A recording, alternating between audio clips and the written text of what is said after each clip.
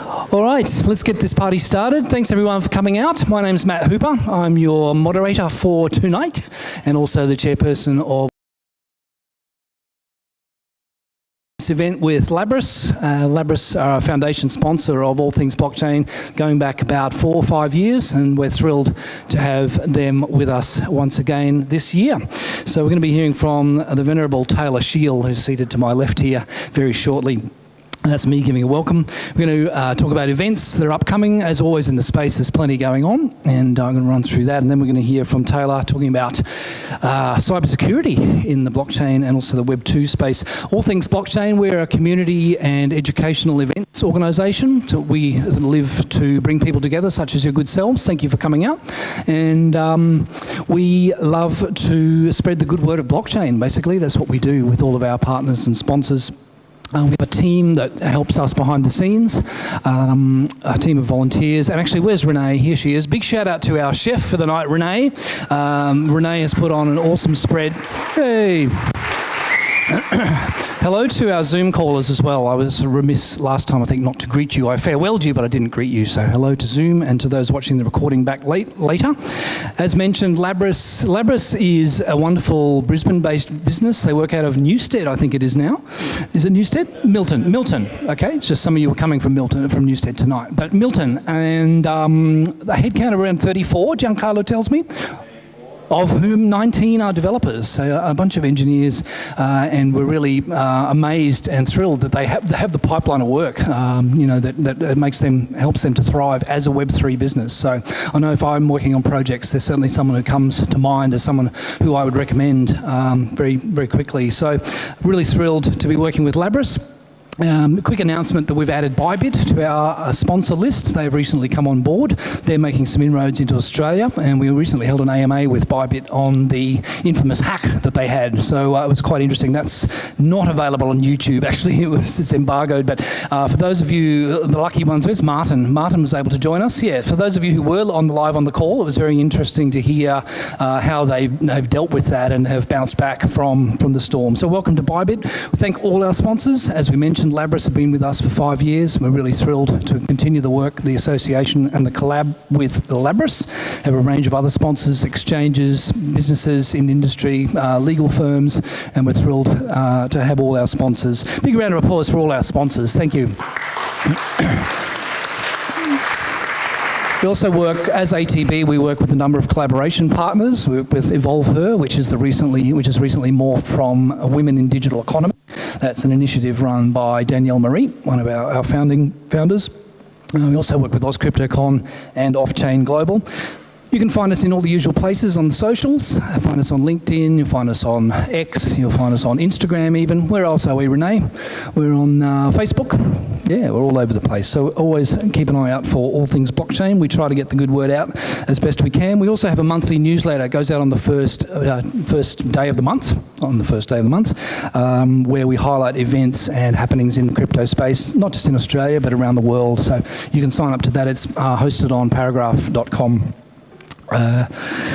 Shout out to Advanced Queensland. Advanced Queensland make this space available to us as an organisation that's working with organisations in the innovation space, if that makes sense. So they're very much enabling us to bring these events off by giving us this space. But we really appreciate that. Events, my favourite part. In a couple of weeks, on the 19th, we have an online AMA coming up with Hashlock. Most of you will know Hashlock as a cybersecurity auditing firm.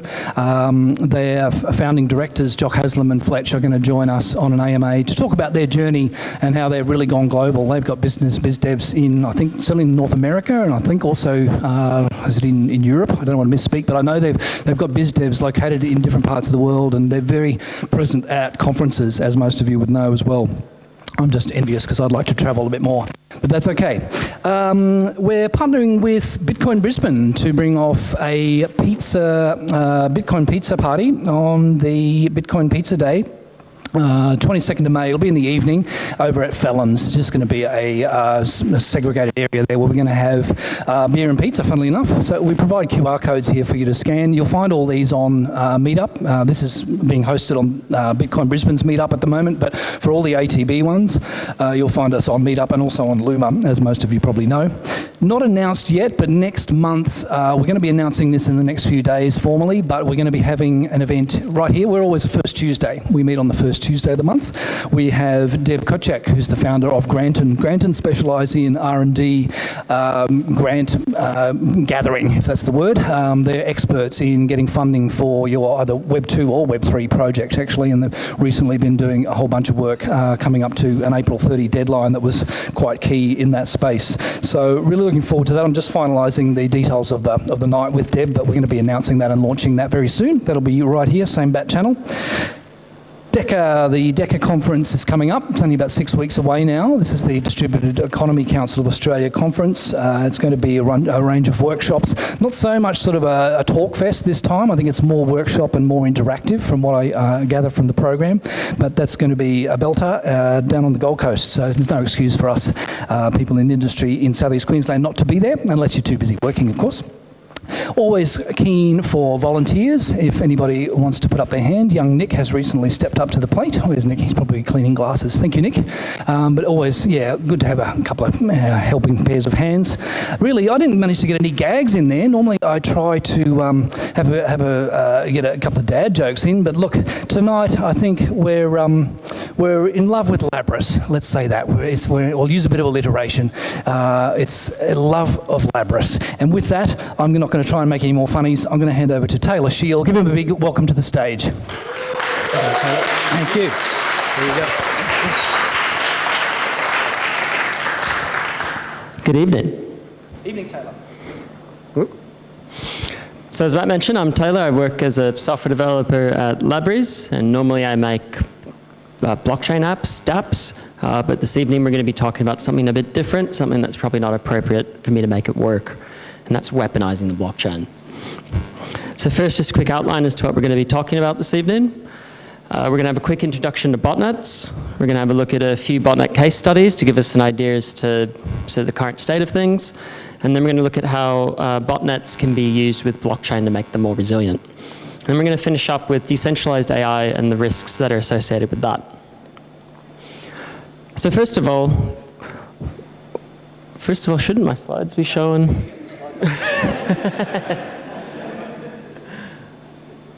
Excellent, thanks, Matt.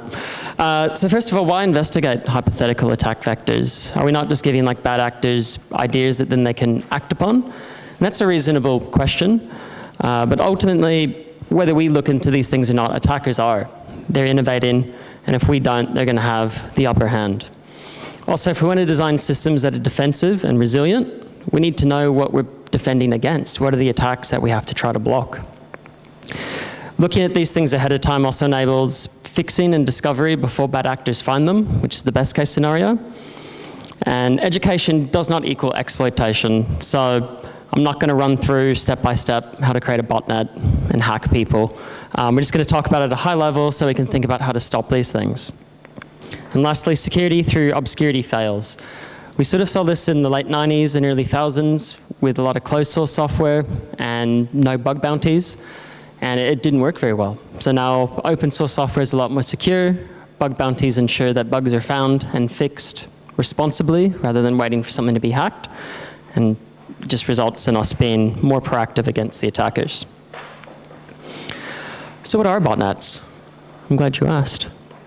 A botnet, essentially, is just a network of private computers, all acting under the control of a command and control server. Now, these computers are not authorized to be accessed. Malware's been put on them. And it allows a botnet attacker or a bot master to make these machines do their bidding. It sounds like a lot of work. How do they work? Well, there's an initial infection step where a machine is compromised. And these are sort of a lot of the classic attack vectors, which I'm sure you've heard about. So email phishing, clicking on bad links, opening up bad email attachments. We've also seen genuine software be compromised. So there's an example of this with an NPM package. So it's open source software, and someone slipped in a sneaky exploit. No one noticed, and that propagated to anyone else who's using that software. So now we've infected the machine's going to reach out and try to make a connection to the command and control server, the server in charge. At this point, I'll mention there's two different types of command and control server architecture. There's centralized, and there's peer-to-peer. We'll get into that more, but just keep that in mind. So once the machine has connected to the command and control server, now the botmaster can issue commands to the bot and any of the other bots that are connected in the network. And once that's been established, you can do many things, but one of the things to finish this cycle is multiplication. We can send out more emails or any other attack vectors to spread this malware and increase the size of the botnet. Why would you do this? Well, ignore that text there. So botnets enable you to do things that even the most powerful machines can't do. And it does this through sheer force of numbers. Attacks coming from multiple legitimate IPs are a lot harder to identify and block than a single IP. The true attacker remains hidden behind all these machines. And it's worth noting that these bots do try to keep under the radar by using minimal resources on the computer that they've compromised.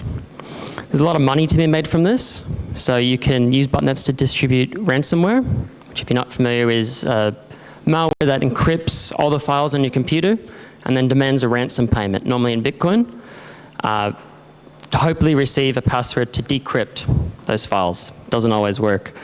You can also steal data, so credit card information, bank login details, and then you can also rent the botnet out. So there's lots of people who want the capabilities of a botnet but don't have the skills to maintain a botnet or build one. And then we have a whole bunch of different attack capabilities that botnets have.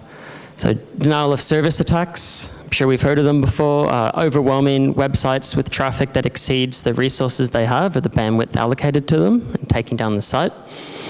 Credential stuffing, so let's say you got a DB dump off the dark web from a crypto exchange and you want to see if people are reusing their usernames and passwords against another crypto exchange. If you fire up SwiftX and just blast it with 10,000 login attempts, they will definitely stop you. But if you have 10,000 computers and you distribute all those credentials and have each separate IP try it, you won't get blocked and you might find a hit. We also have click fraud, so this is just generating clicks to get revenue. So you could imagine referrals. There's an incentive to click on links there and you can make money. Also, if you're a particularly malicious marketer, you could maybe target a pay-per-click campaign of a competitor, wipe out their budget, and then put your ads up for much cheaper. And then we have cryptojacking, which is where you use the distributed compute of all the bots in the network to mine cryptocurrency for you. So now we have an idea as to what botnets are. Let's have a look at a few. The first one I'm going to talk about is the cut whale botnet. This was first discovered in 2007, and it quickly became the world's largest spam email producing botnet. At its peak, it had over 2 million devices compromised, and it utilized a centralized command and control structure. Despite somewhat being centralized, it did have some sneaky tactics to try to hide its traffic. And you can see in a map here all the devices that were compromised. So the person behind Cutwhale was a hacker confusingly known as Google. This was 2007. Google's an established brand. I don't know why they picked that name. But through the grapevine, he had some bad friends and discovered that there were online pharmacies that were offering very lucrative referral fees for driving traffic to their dodgy pharmacies. These were like 30 or 40% referral. And Google quickly realized how much money he could make if he could pull this off. However, sending spam email is not that simple. If I just send out 10,000 emails from my address, I'll get blacklisted by email providers, and any further emails I send will get blocked. So Google quickly realized he needed a botnet to pull this off. Luckily for him, he operated out of Russia, which sort of kept him out of the arm of the FBI. Ask Snowden, works effectively. And email spam was a lot more popular back in 2007 as well, because providers weren't as good at filtering it out.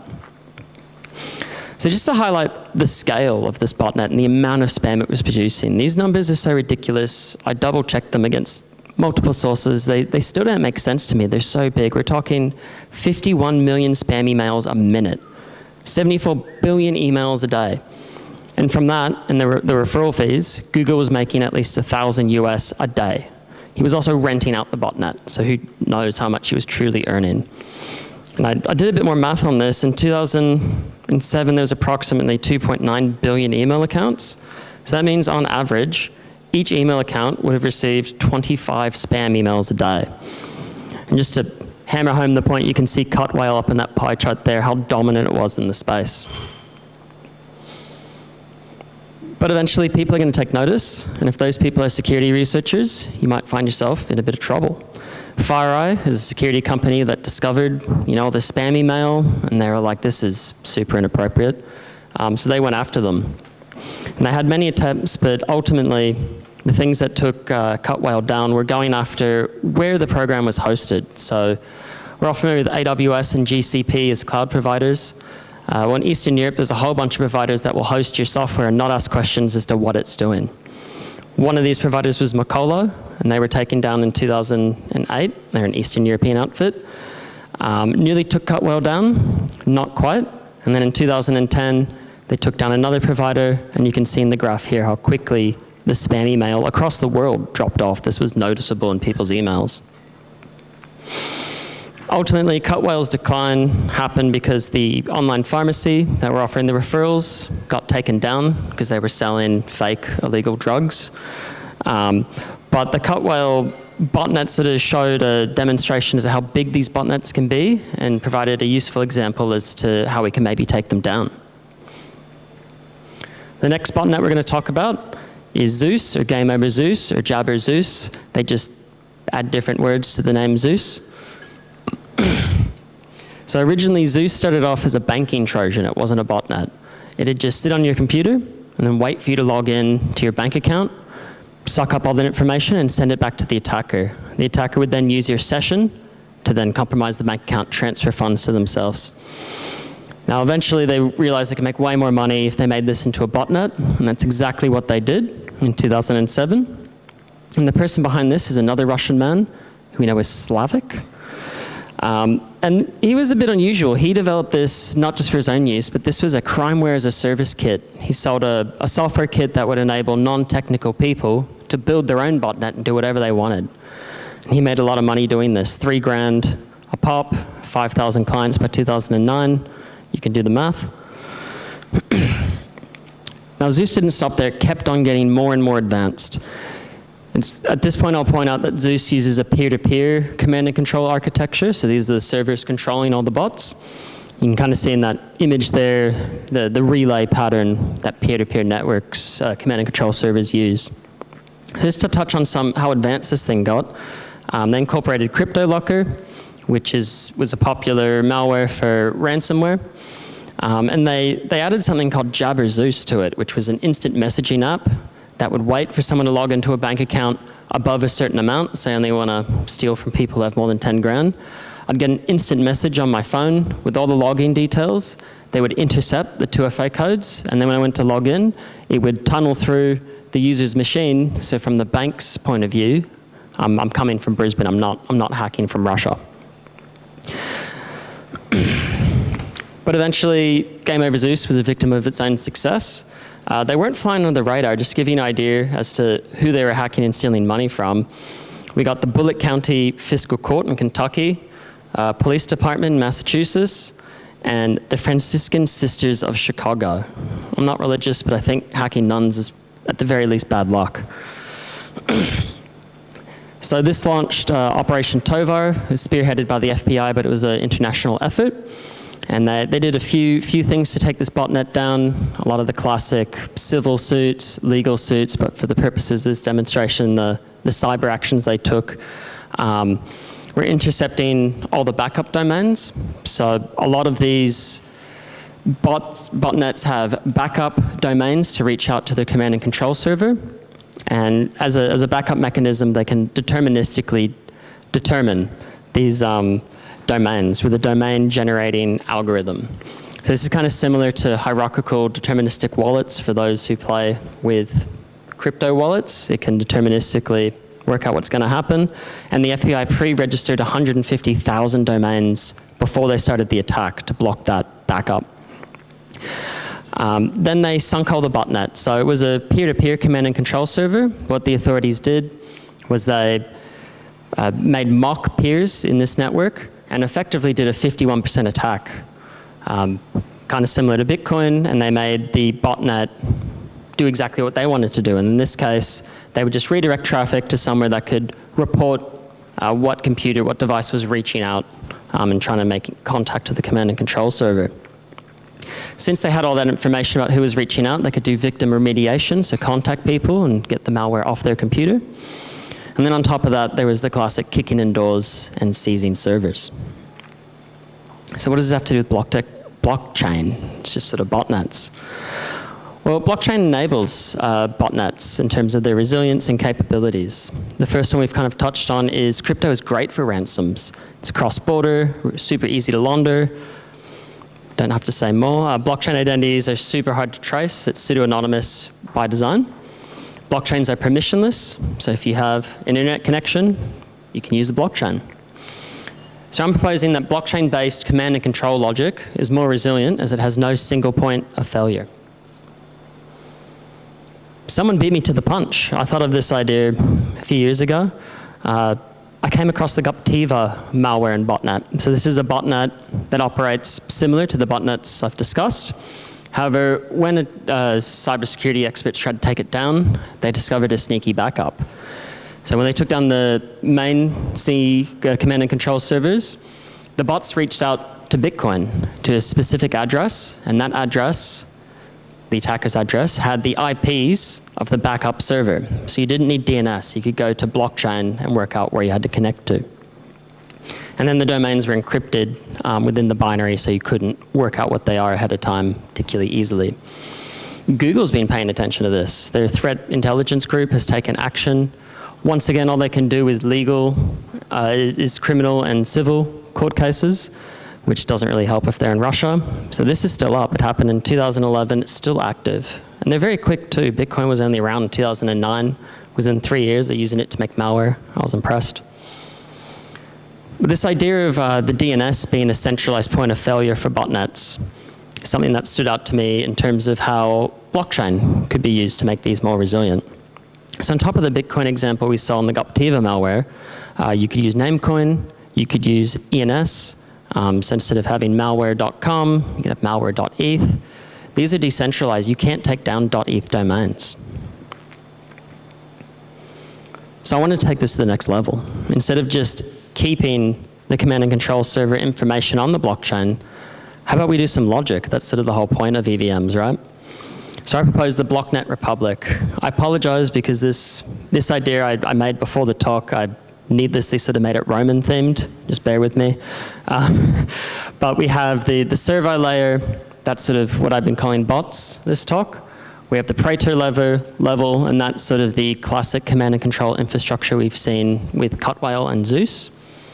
And then at the top, anchoring it all in is the console smart contract. This is a smart contract I've designed to be deployed on any EVM, and this is the anchor. So let me run you through it. So machine's compromised as before, but rather than reaching out to a DNS, we go to the blockchain, kind of like Guptiva, and we get the Praetor info. So now that a bot knows where to connect to for its Praetors, it can go about its normal activities, feeding up stolen details, downloading malware. But in the case like Game Over Zeus, where that network is compromised, we can then invoke dictator mode. In dictator mode, the bots will no longer listen to the Praetors. They'll completely skip that level. It's compromised. And it will only listen to the console. And this mode will have some limited functions. So data write heavy stuff like identity theft probably isn't viable on the blockchain because you have a lot of data to write, and writing data costs funds. But more read-based things like DDoS attacks, so you could attack the people who are attacking you back. You could probably do limited spam campaigns if you put the list of emails you want on IPFS. As far as I can tell, the only way you could take this down is with a hard fork of the blockchain. So it's significantly more resilient than something like Game Over Zeus because blockchains by design are meant to resist 51% attacks. And there's a significant financial cost to attempting to do a 51% attack. So using blockchain and botnets is cool, but it's not going to completely overtake everything we've seen. Blockchain's sort of going to be a complement, another tool in the tool belt of hackers. to make it more resilient. But as I said before, write operations cost gas, blockchains aren't as quick as traditional Web 2 infrastructure. So I think we'll start seeing a fusion as time goes on, like we saw with Optiva. So you've seen that botnets are a persistent and evolving cybersecurity threat. Their complexity kind of mirrors the increasing complexity of the internet. Bad actors are driven towards decentralized solutions, not because they like democracy and stuff, but it's because authorities are hard for decentralized infrastructure to take down. So I think going forward, we'll see more of a focus on removing malware from infected machines rather than going for command and control architecture, just because it will become so resilient. Decentralized AI, how am I going to tie this in? Well, there's been a lot of talk about AI safety as AI sort of burst into our lives like 2 or 3 years ago. And I think that's great. You know, I think there should be regulation in AI. But there's not a lot of talk around hosting AI in decentralized compute infrastructure. So hosting AI somewhere where there's no central point of failure, makes it hard to regulate, who you're going to arrest. The appearance of permissionless and decentralized compute is potentially a new threat for AI that I think we need to consider. This is still quite early stages. There's a few projects doing this, 2 of which I found. Internet Computer wins the market cap, by the way. So Internet Computer is a blockchain-based solution that's primarily designed to host applications. So they started off wanting to host websites. Recently, they've opened up to allow the hosting of AI agents. Now, I will note that Internet Computer is not fully decentralized. They do have like a safety complaint process to remove content that doesn't comply with their terms and services, and guarantee what I'm about to talk about would violate their terms and services. Gensen as well is another blockchain-based distributed compute project. Same idea, so distributing GPU power to run AI agents. But this one, as far as I can tell, is fully decentralized. Once you put something on there, there's no recourse to remove it. So now we've established that anyone can sort of run a blockchain on infrastructure that can't be seized or taken down. Why am I so worried? Why would bad actors need decentralized AI? There's a few things. For starters, AI can be used for cyber attacks. So you can do AI-enhanced phishing, so using AI to better target your phishing targets, using AI to make more convincing phishing emails. You have this idea of polymorphic malware, so malware that is sort of constantly mutated by an AI agent to avoid detection by antiviruses, which has a fun sort of mirroring to actual viruses. And then ransomware optimization. So rather than sending out a shotgun blast of ransomware and encrypting some poor uni student's files, you can only go after, like maybe have an AI agent that just trolls LinkedIn for the CFOs of crypto exchanges, perhaps. You might have more luck. AI can also be used to do some pretty cool fraud. So this bloke here is Mark Reed, the CEO of WPP. You might have heard about this one. There was a sophisticated social engineering attack where they used AI to copy his voice. They got public images of him and put that into the WhatsApp or whatever. And then they contacted senior executives in the company, posing as the CEO, trying to get money out of them. Now, ultimately, this attack was unsuccessful because the people working there were very vigilant. Good on them. But it demonstrates attacks exist, and they'll probably increase in number going forward. You can also use AI for political disinformation and propaganda, and we've seen that in the Russian-Ukraine war. Some people are calling it the first AI war in terms of all the propaganda being put out from that. I don't know if you followed the US election as well. Some pretty crazy things coming out of AI with that. And now the darkest threat, AI-generated sexual abuse material. So this exists, it's been detected already. The Internet Watch Foundation is a foundation dedicated to observing these sorts of things, and they've discovered at least 3,500 images generated by AI last year. So we can only assume this is going to increase exponentially. This creates big challenges for law enforcement. It's new, it's going to come in a lot bigger scale. They're going to have to adapt and work out how to, overcome this. And while thinking about this topic, there's an interesting ethical question in that, if there's less victims being created from this content than the traditional method, maybe that's a good thing, perhaps, if less people are getting hurt. But I did suspect that people consuming this content, it probably wouldn't have a positive impact in their life. And as you can see from this pie chart here, people consuming the content self-report that this content is having a negative impact on their life. So I think we're going to see an evolution in malicious AI agents going forward. Botnets faced and then overcame vulnerabilities due to their centralized nature. So we see this with Zeus going from centralized architecture to a peer-to-peer architecture. And there's strong economic forces that drive people to do this. I think malicious AI deployment is going to follow a similar trajectory. Centralized AI agents are awesome, but they can be regulated, you can kick down doors.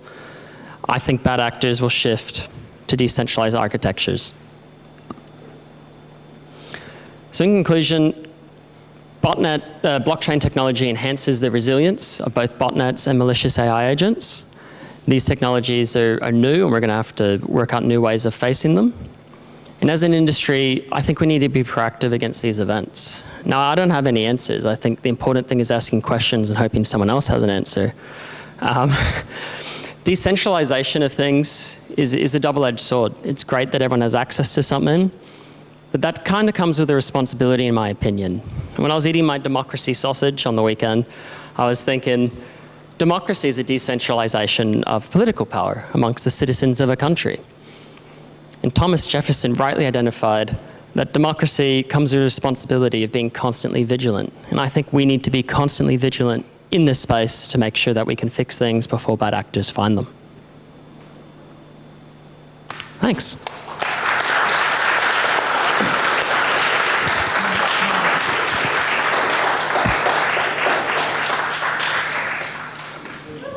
Thank you very much, Taylor. That was awesome. Yeah, well done. Questions from the audience as my mic comes on. Thank you, Matt. I'm hoping and there are lots of hands. That's what I like to see. Gentleman in the middle here, because I've got a couple that I can go with as well, but we'll pass it down. How good at catching are you? Here we go. Thank you. Nice work. Cheers. That's those cricket when I was younger. Okay, so there's an absolute ton of people out there mining coins, investing, and it never worked out for them. You know what I mean? Like it was just overtaken. That's, I don't know, what is it? Is it dormant? Is it dead? Is it in recession? That kind of pool of resources, for want of a better word, how do you see that fitting in here? Does someone, make contact and say, can I get your resources for an unknown reason and I'll give you so much money? Like, you know what I mean? You need to power this, what you're talking about, blockchain in the world. Yep. There's a lot of resources out there no one's made any money out of and they're in the hole. How do you see that fitting? Is that something that's an issue? I would say sort of general tokenomics, I think is what you're describing. It's probably a separate issue from this, in that the attackers are normally finding their own economic incentives, so they're not leveraging existing economies that we'd be familiar with. In the case of the Cut Whale botnet, they were purely incentivized by the amount of money they could make from the pharmacy.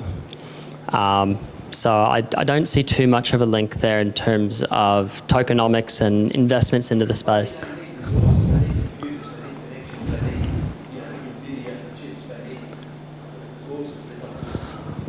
Oh, okay, I get you. Yeah, so this attackers are sort of leeching off.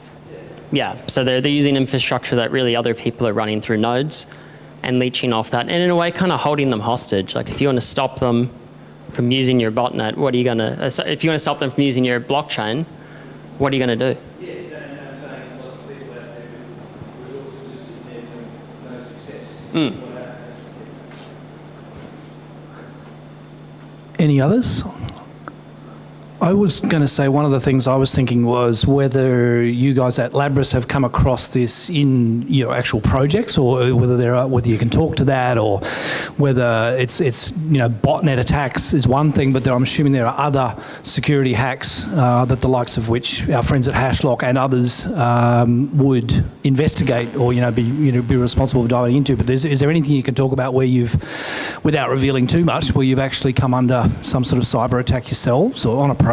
Or we haven't come across blockchain-backed botnets, but we have seen attacks. A colleague was telling me about a project where there was some sort of incentive to get a link shared, and someone was not necessarily using blockchain botnets, but they were using some sort of botnet to make a whole bunch of money by clicking the link like 1,000 times. Also previously, before my time at Labrys, worked at a peer-to-peer crypto exchange called Local CoinSwap. We came under a few DDoS attacks there, but they were all pretty primitive, sort of highlighting how important botnets are. All the attacks are coming from a single IP, so I'd just identify the IP that was attacking us and block it. The attacker would then reset their IP and begin the attack again, and I'd find their IP and block it. Difference being the attacker assumed that he wasn't being paid, and I was, so I could have done that all day. It's kind of the stuff of almost that's as simplistic as something you'd see in a TV series, isn't it? Like they're just a single IP at a time. But it is that I think AI and perhaps Gen AI. Once we think of the machines controlling themselves or making decisions or almost creating a world of their own out there, you've opened up quite a can of worms. I think here in terms of for us to think about in terms of as you said, you can try and regulate, put into language. Where's our barrister? Yes, you can. We can try to put into language all sorts of restrictions around these technical problems, but it's a lot more difficult than just writing some nice legislation that's going to sit in in Canberra. Not to diss the legitimate process that is, but I think technically what you've unravelled tonight is that this is quite complex and almost unmanageable. In terms if the AI, generative AI, is unleashed at scale, we will need a lot of compute. To the gentleman's point, but that AI has that issue on its own anyway. But I don't know what I'm saying. But I think you've certainly opened up a lot of minds. I'm looking to the Ray Trattles and others and Martins. Okay, there we go. My usual inquiring minds of wisdom over here. I am now showing my utter ignorance here. So it sounds like that the botnets and the AI agents have been very, very specific and cultured and set into the world. Have we seen any, and you may not be able to answer this, have we seen any AI agents that start off being genuine and go a bit rogue and cause similar sort of damage? I haven't seen that in the specific case of decentralized AI agents, but I've certainly read stories of that happening in centralized solutions like ChatGPT or Claude, for example, where they start getting a bit crazy. But I haven't seen a full breakaway yet, no. Although it is worth noting, when I was investigating the decentralized AI solutions, some of these projects are designing it in such a way for the AIs to communicate with each other. Yeah. So I don't see why you couldn't get like a gang of like evil AIs or something, like a cartel of evil AIs working for the cartel, perhaps even. Right.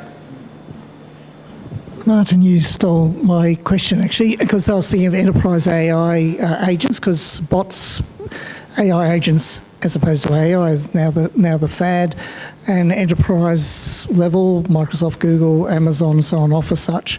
So I was curious with regards to any evidence of code injection, because often organisations will allow low-end end users to create an AI agent to do trivial things like read email, etc., etc. So probably carrying on from Martin, no evidence in that space yet?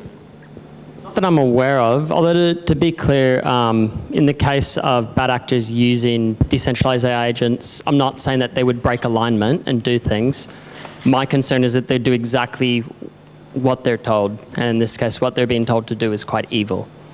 So they're still within alignment, they're still doing what you say and following your instructions, as your instructions are kind of dark. I've got a question.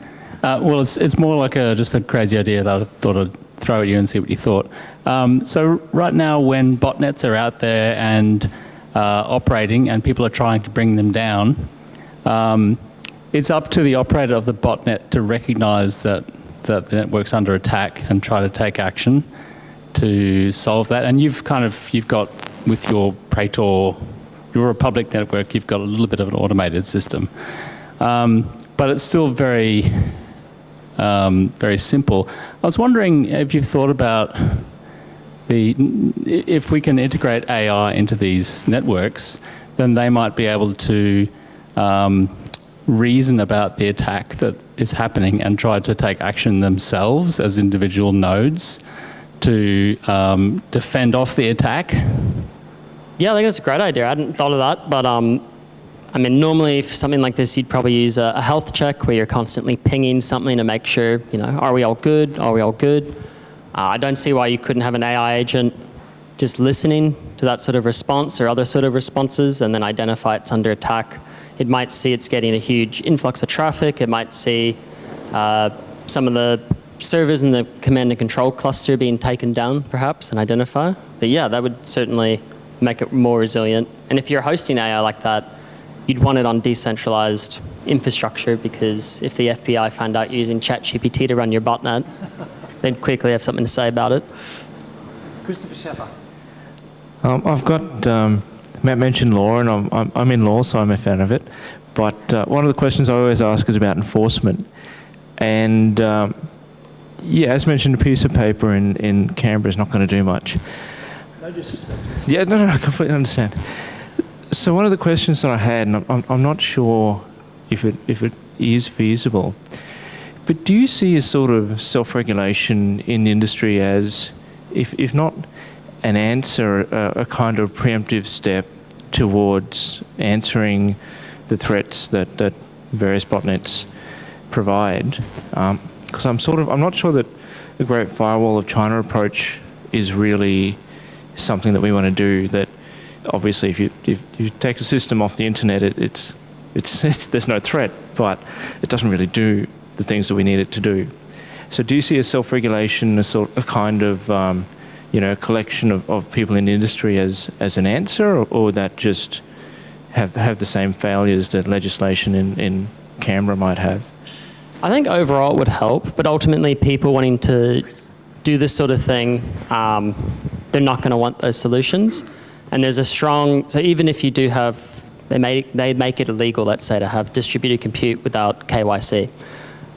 There's still a strong economic incentive for people to make a network that doesn't require KYC. Even if people self-regulate, there's still going to be those bad actors out there who can make a lot of money on something that's not self-regulated. So I think overall that would be good, but I don't think it's going to stop these attacks.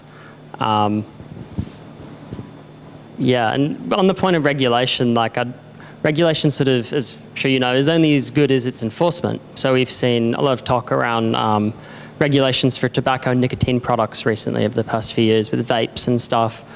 They've passed the laws, they're still tobacconists. They have the laws, but it's not being enforced. So I think we'll see something similar with AI. You could pass all these laws, but if there's no one actively enforcing it, it doesn't really have any effect. So you mentioned the democracy sausage before.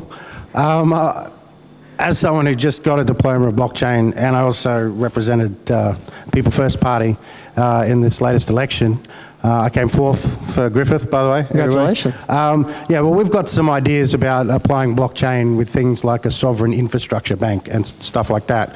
But I was just wondering what your opinions were on the application of blockchain in government to make it more transparent in terms of donations and things like that. Do you have any specific ideas? Yeah, I think it's a great idea. There's been a lot of talk using blockchain for voting directly. So we sort of use like a voting system that's still quite old. Blockchain's just infinitely better, in my opinion, there. The transparency that blockchain offers could be a big thing too. So maybe like government contracts being awarded for stuff, you could all have that transparent on the blockchain, try to reduce corruption. So yeah, I think blockchain goes really well with the democratic process, just by its very nature. It sort of mimics. How do we get it? I think you got to convince the government that it's a good idea. I have a few friends who work in government as devs, and it's my impression that they can be a bit slow to adopt new technologies. And to be fair, I suppose if you are like a government department, you probably do have this like huge monolith of software that's been working fine for 20 years. You don't want to touch it and break it, but eventually I think you got to break a few eggs to make an omelette. G'day. So I think you've made a really great start on the digital side of C2 infrastructure on blockchains, but I wonder can this also be used for physical systems as well, like possibly drone swarms, instead of just criminal applications, maybe it could extend to military applications as well. I love that idea. I do know, so I do, if you may know, Tom, just into war and weapons and stuff. I do know in Russian-Ukraine war with all the drone combat, intercepting the signal of those FPV drones is a big thing. So you've seen the progression of classic drones to these new fiber optic drones where signals can't be interrupted digitally at the very least. And with the increase in drone technology and military applications, so thinking of Australia, we have the Ghost Bat, which is our loyal wingman program, so a flying drone that'll fly with like an F-35B. We have our Ghost Shark, so a little sneaky submarine drone. Their control is, there's sort of a centralized control point with those existing systems if you need like a data connection. And I think if you could have that data connection through a blockchain or something distributed, it would be a lot more resilient to attack by the people you're bombing, I suppose. So I love that idea.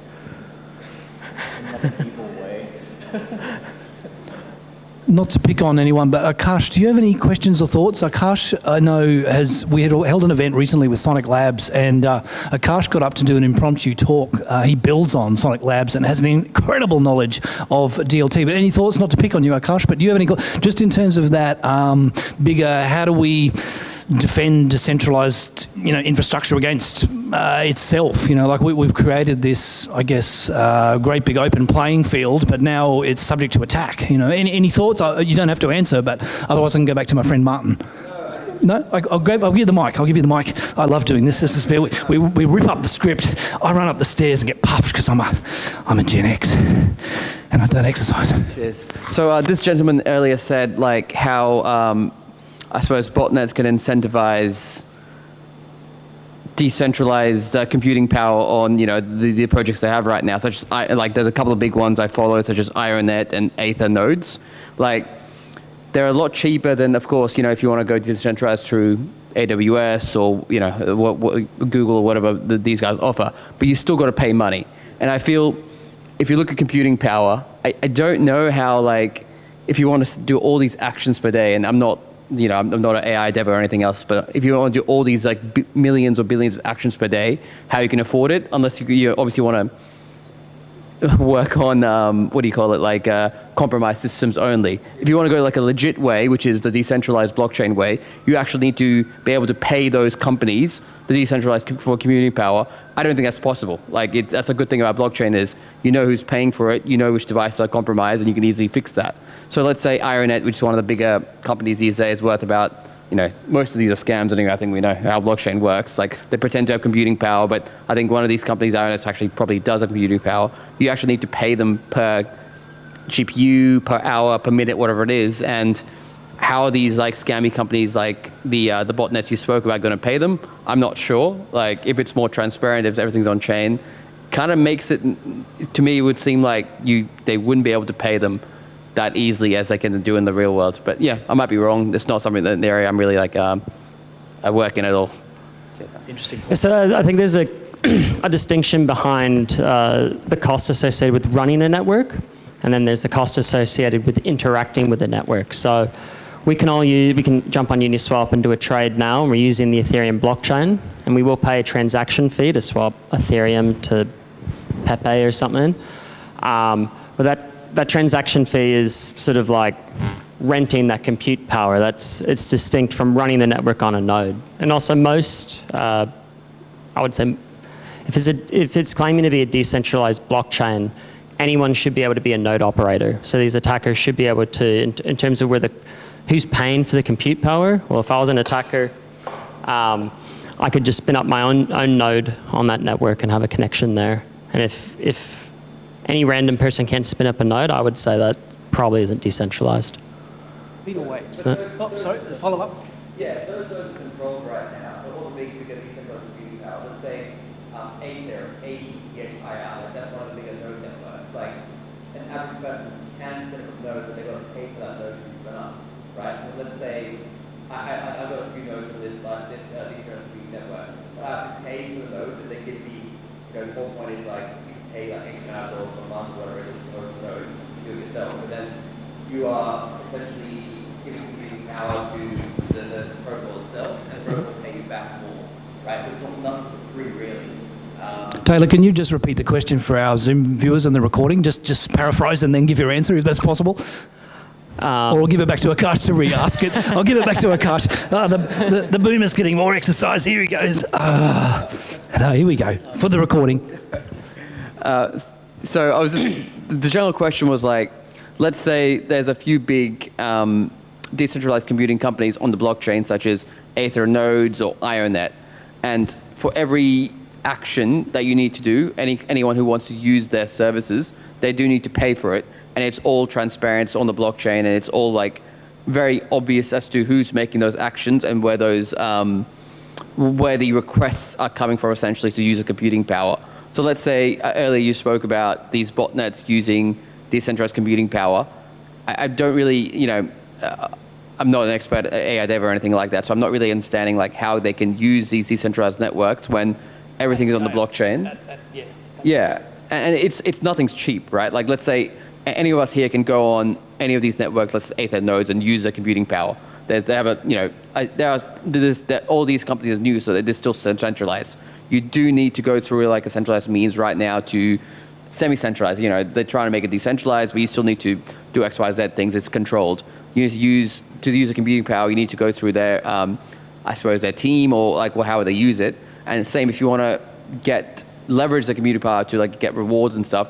You can spin up a node, but you still need to pay for hosting costs or wherever it is, and you hope like the rewards you get in the ATH token or the the USDC or whatever they give you rewards in is more than like your computing power itself. So it'd be interesting to know like how they can step past these transparency, like I suppose like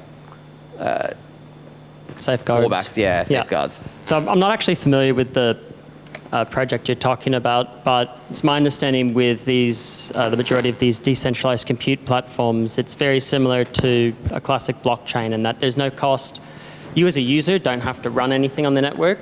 You just pay for the compute power per request. So to use Ethereum as an example, in the console contract, if I want to update the contract to be dictator mode, I'm updating the state on Ethereum and I need to pay a cost to reward whoever's running the network to make that state change. So It might be good beer and wine conversation for post-event networking. I think there's some more to work through. I think what Akash is trying to say in my mind is doing that at scale. I think someone's got to pay somewhere to transact. But anyway, as the basic premise, I think of the question. But Peter Way, and then I'll give the last word to Martin because he's ever faithful. Peter Way. Hello, I'm Peter. My question is about I recently listened to a podcast. It's about the Solana's founder.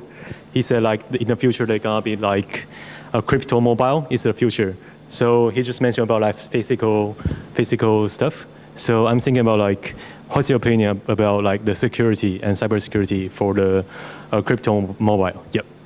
Like crypto wallets on your phone type thing? Yeah, integrate the information into a mobile phone, it's designed for crypto, everything. Yeah. Oh, like the private keys on your phone and stuff? Yeah. Yeah, I think if you have phones that are sort of more crypto native, let's say, where you maybe have something like a Trezor or Ledger built into the device, that probably does make you more resilient against credential theft. So maybe your phone gets compromised and it just goes lurking for private keys.